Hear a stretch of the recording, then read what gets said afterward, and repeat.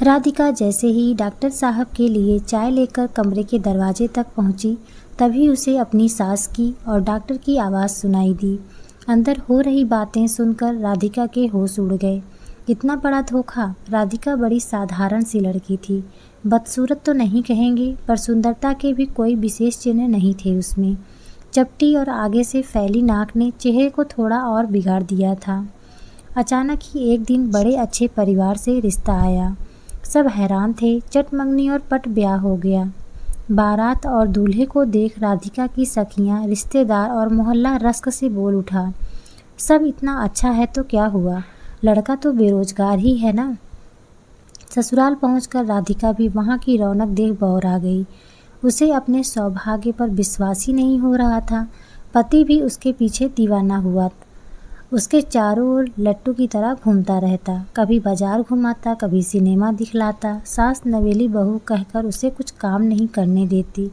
देवर और जेठ भी लाड बरसाते। उसे लगता यह सब सपना तो नहीं है। हाँ, उसकी जेठानी जरूर थोड़ी उखड़ी उखड़ी रहती।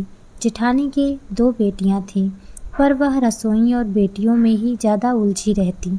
कभी उनकी दोनों प्यारी प्यारी बेटियां छोटी माँ करती हुई उसके पास पहुंच जाती। ऐसे में एक दिन जेठानी भी उनके पीछे पीछे उसके कमरे में आ गई। कुछ अजीब सी दृष्टि से उसे देखते हुए बोल पड़ी, क्यों जी, दिन भर कमरे में जी नहीं घबराता? जानती हो, वह कुछ कहना चाह रही थी। तभी जेठानी की बात अधूरी ही थी। तभी उसकी सास कमरे में पहुंच गई। बड़ी नाराजगी से बड़ी बहू से कहने लगी, राधिका को परेशान ना करो। नई बहू है, हाथों की मेहंदी भी नहीं छूटी है। घर के काम मैं इससे 1.25 महीने तक नहीं करवाऊंगी। यह तुम्हारे जैसे बड़े घर की नहीं है, पर छोटू की पसंद है। राधिका का दिल सास का बड़प्पन देख भर आया। नागपंचमी का दिन था। राधिका पति के साथ मंदिर से लौटते समय गोलगप्पे खाने और सावन की रिमझिम फुहार में भीगने पति को भी खींच लाई। जब गाना गुनगुनाते अधकी कपड़ों में राधिका ने घर में प्रवेश किया, तभी सास गरज उठी, यह क्या किया? पानी में भीगने से छोटू की तबीयत खराब हो जाती है।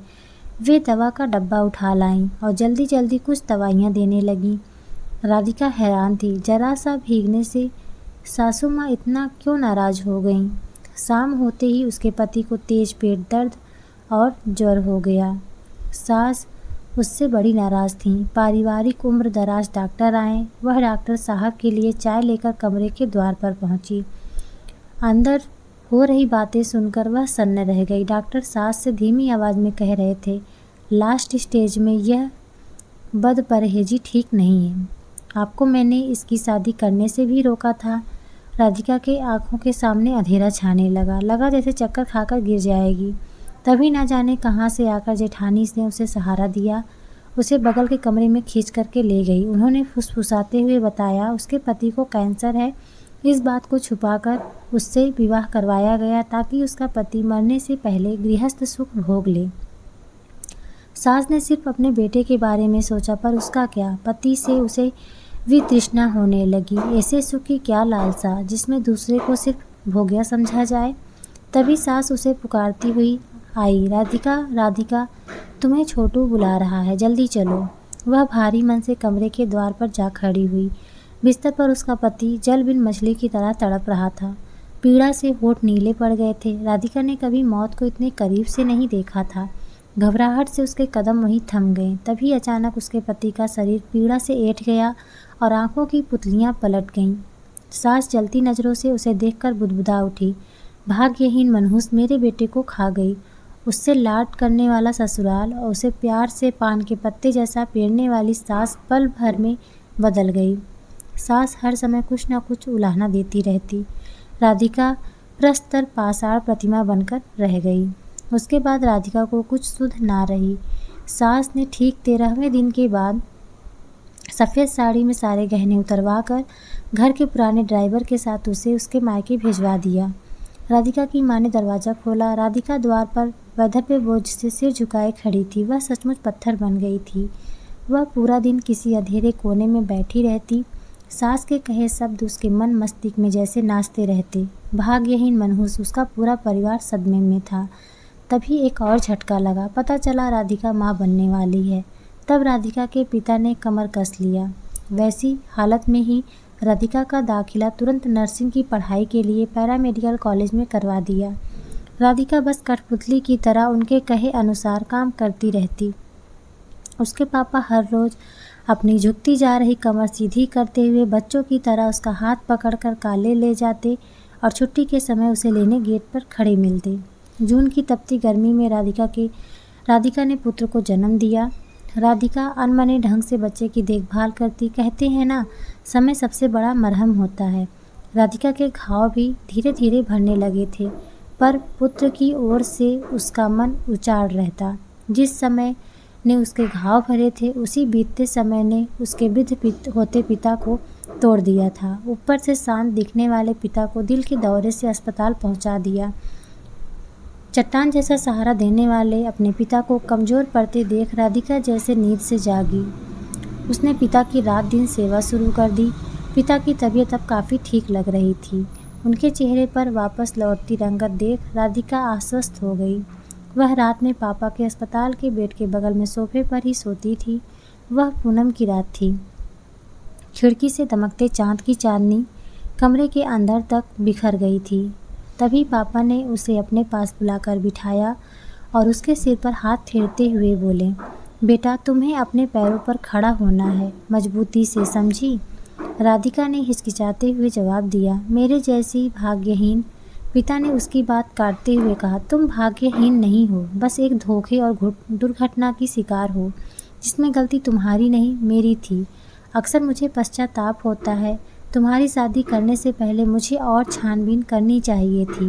भीगे नेत्रों से उन्होंने अपनी बात आगे बढ़ाई, पर जानती हो बिटिया, असल गुनहगार धोखा देने वाले लोग हैं।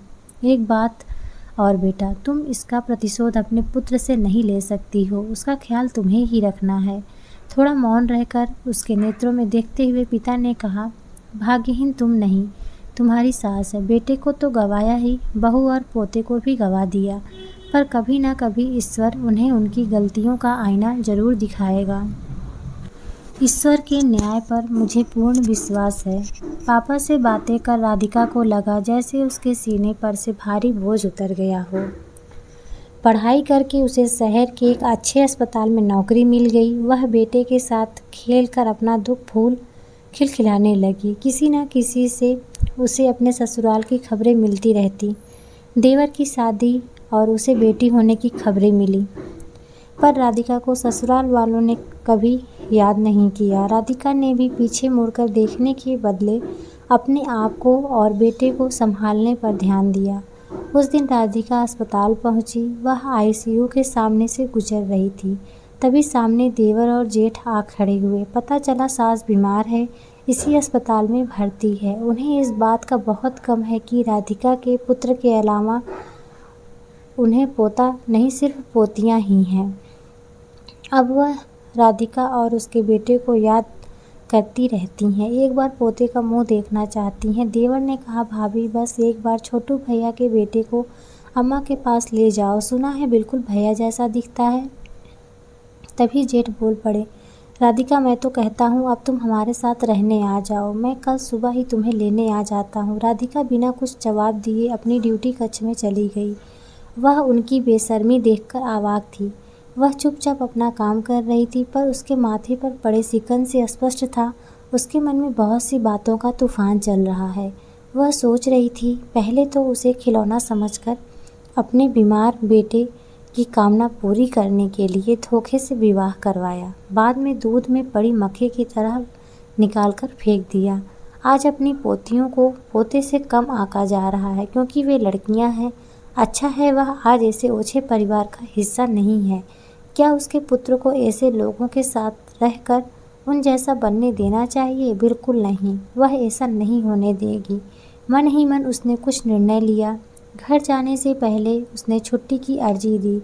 उसी रात को वह ट्रेन से बेटे को लेकर निकट के दूसरे शहर चली गई। वहाँ के अच्छे बोर्डिंग स्कूल में बेटे का नाम लिखवा दिया। काफ़ी समय से बेटे का दाखिला इस स्कूल में करवाने का मन बना रही थी। वह 3-4 दिनों के बाद वापस घर लौटी। अगले दिन अस्पताल के सामने ही देवर मिल गया।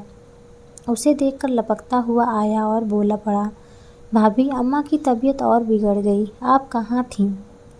राधिका चुपचाप सर के कमरे में अपनी ड्यूटी मालूम करने चली गई। उस दिन उसकी ड्यूटी उसके सास के कमरे में ही थी। वह कमरे में जाकर दवाइयाँ देने लगी। सास उसके बेटे के बारे में पूछने लगी। राधिका ने शालीनता से कहा, ईश्वर ने आपके घर इतनी कन्याओं को इसलिए भेजा है ताकि आप उनका सम्मान करें। जब तक आप यह नहीं सीखेंगी तब तक आप अपने इकलौते पोते का मुंह नहीं देख सकती। सास का चेहरा तमतमा गया। लाल और गुस्से भरी आंखों से उसे घूरते हुए बोल पड़ी, भाग्यहीन, तुम धोखा कर रही हो, मेरे पोते को छुपा कर नहीं रख सकती हो। तुम्हारी जैसी मामूली लड़की की औकात नहीं थी मेरे घर की बहू बनने की। राधिका ने उनकी बात बीच में काटते हुए कहा, भाग्यहीन मैं नहीं, आप हैं। सब पाकर भी खो दिया। आपने मुझे धोखा दिया पर भगवान को धोखा नहीं दे पाई। क्या आपको क्या लगता है एक सामान्य और मामूली लड़की का दिल नहीं होता है? उसे दुख तकलीफ़ की अनुभूति नहीं होती? एक बात और है, देखिए, आज आपको मेरे जैसी मामूली लड़की के सामने इतना अनुनय विनय करना पड़ रहा है। अगली सुबह सास के कमरे के आगे भीड़ देखकर तेज कदमों से वहां पहुंची। पता चला अभी अभी दिल का दौरा पड़ने से सास गुजर गई। पास खड़े अस्पताल के वार्ड बॉय को कहते सुना, दिल की मरीज थीं। कितनी बार डॉक्टर साहब ने इन्हें शांत रहने की सलाह दी थी। अभी भी यह अपनी बहुओं को बेटा ना पैदा करने के लिए जोर जोर से कोस रही थीं। उससे ही तेज दिल का दौरा पड़ा। राधिका ने पापा को फ़ोन कर सास के गुजरने की खबर दी। वह ऑफिस में माथे पर हाथ रखे बैठी सोच में डूबी थी। पोते से भेंट ना कराकर उसने गलती कर दी क्या? तभी पीछे से पापा की आवाज़ आई, राधिका, जिसके पास सब कुछ हो फिर भी वो खुश ना हो, यह उसकी नियति है। यह ईश्वर की मर्जी और न्याय है। तो दोस्तों, राधिका ने अपनी सास को अपने बेटे से नहीं मिलाकर सही किया या गलत? अपनी राय कमेंट बॉक्स में ज़रूर दीजिएगा। और अगर कहानी आपको अच्छी लगी हो तो वीडियो को लाइक, शेयर और सब्सक्राइब करना ना भूलें। मिलते हैं एक और नई कहानी के साथ। बहुत बहुत धन्यवाद।